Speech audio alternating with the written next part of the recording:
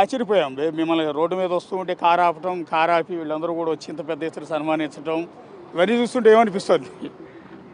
డెఫినెట్గా భువనగిరి పార్లమెంట్ నియోజకవర్గంలో ఉన్నటువంటి గతంలో యువజన కాంగ్రెస్లో పనిచేసినటువంటి నేపథ్యం ఉన్న నేను ఎన్ఎస్వై యువజన కాంగ్రెస్ చాలామంది యువ నాయకులు ఇంతకుముందు ఇక్కడ సర్పంచ్లు ఎంపీటీసీలుగా గెలిచినటువంటి వాళ్ళు ఎన్నికల్లో పాల్గొన్నటువంటి వాళ్ళందరూ కూడా ఈరోజు ఉత్సాహంగా ఉన్నారు. ఎందుకంటే ఒక యువజన కాంగ్రెస్ బ్యాక్గ్రౌండ్ నుంచి ఎవరైనా లేకపోతే ఒక ఎన్ఎస్వై బ్యాక్గ్రౌండ్ నుంచి ఎవరైనా వాళ్లకు ఎంపీగా పార్లమెంట్ అభ్యర్థిగా వస్తే వాళ్ళకు కూడా భవిష్యత్తు ఉంటుందని చెప్పి వాళ్ళకు కూడా రాజకీయ అవకాశాలు ఉంటాయని చెప్పి ఆలోచనతో వీళ్ళందరూ కూడా ఉత్సాహంగా ఉన్నారు.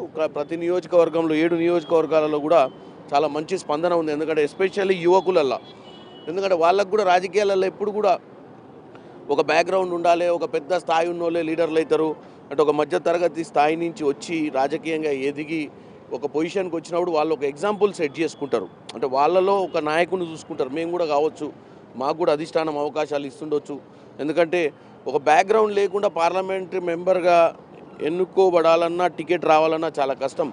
ఇప్పటికీ ఇంకా టికెట్లు డిసైడ్ చేయలేదు, అప్లికేషన్ పెట్టడం జరిగింది.